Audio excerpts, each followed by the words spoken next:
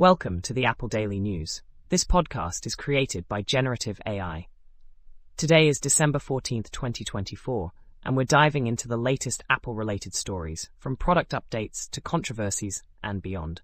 Links to all the stories we discuss can be found in the episode notes. Let's get started. Apple has announced that it will stop selling the iPhone SE and iPhone 14 models in Europe by the end of 2024. This decision comes in response to the European Union's USB-C charging mandate, which takes effect in January 2025.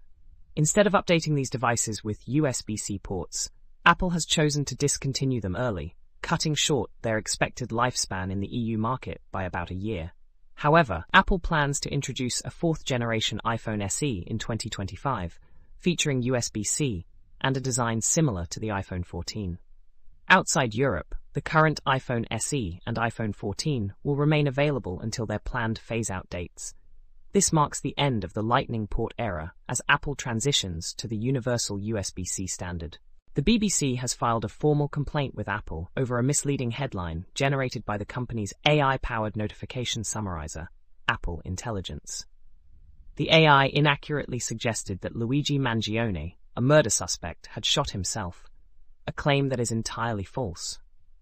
This is not the first time Apple Intelligence has been criticized for spreading misinformation.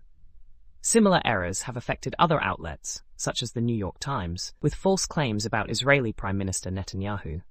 Experts have called these incidents embarrassing and indicative of rushed technology. While users can report inaccuracies, Apple has not disclosed how it handles these reports.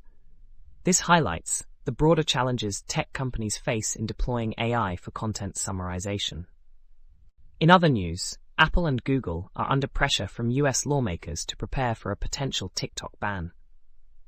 The House Select Committee on the Chinese Communist Party has instructed both companies to remove TikTok from their app stores by January 19, 2024, unless its parent company, ByteDance, complies with a law requiring divestiture. TikTok has argued the law is unconstitutional and plans to appeal to the Supreme Court. Meanwhile, lawmakers emphasize the app's potential national security risks.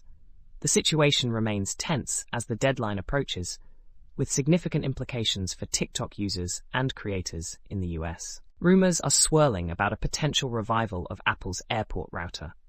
Discontinued in 2018, the Airport could make a comeback as part of Apple's renewed focus on smart home devices. This aligns with Apple's broader strategy, which includes new versions of the Apple TV, HomePod Mini, and a new device called the HomePad, all expected in 2025. Additionally, Apple is transitioning to in-house Wi-Fi chips, moving away from Broadcom. This shift could enhance the integration and performance of Apple's ecosystem, making the return of the Airport a logical step in creating a seamless, smart home experience.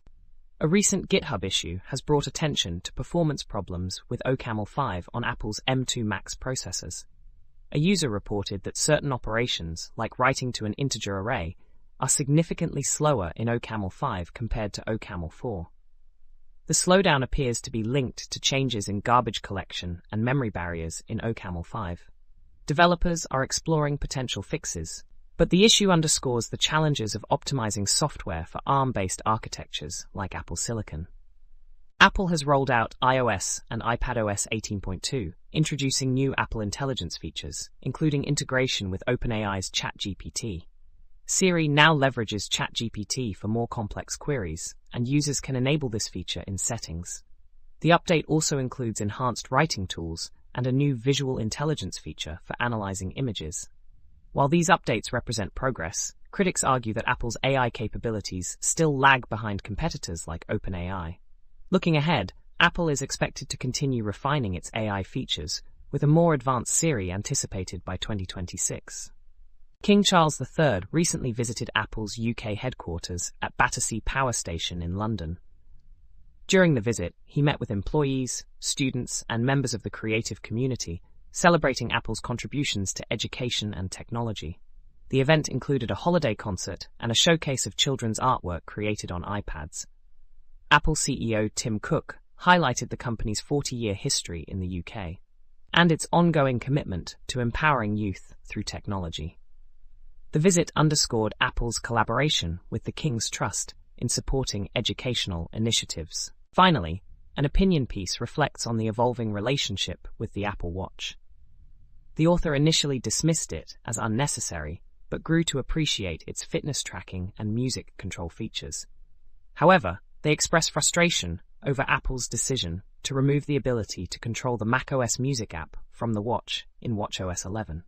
This change has left some users feeling neglected, as Apple appears to prioritize iPhone users over Mac enthusiasts. Despite their dissatisfaction, the author remains tied to the Apple ecosystem, hoping for the return of this lost functionality.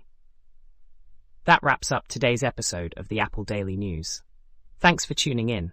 Don't forget to check the episode notes for links to all the stories we covered. Join us tomorrow for more updates from the world of Apple. Have a great day.